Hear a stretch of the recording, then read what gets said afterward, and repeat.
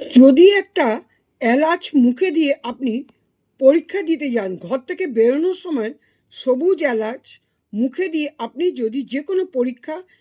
Interview, যে কোনো জিনিস হোক এসব যদি দিতে যান, তাহলে কিন্তু আপনি টপ অবশ্যই করবেন। মানে আপনি অবশ্যই ভালোভাবে পাস করবেন, কারণ এটা বলছে ইউনিভার্সিটি অফ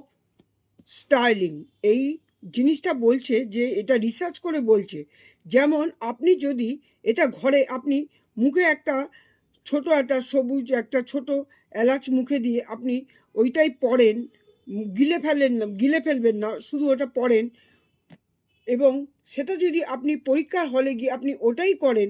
তাহলে কী হবে, আপনি আপনার ঘরে বসে যেই কাজটা আপনি শিখেছেন, যেই পড়াশোনাটা শিখেছেন, বা যেই অঙ্ক, যেই বিদ্যা আপনি শিখেছেন, কি যেটা সেটা কি আপনার সঠিক জিনিসটা আপনার এটার ফলে অবশ্যই মনে পড়বে। তাই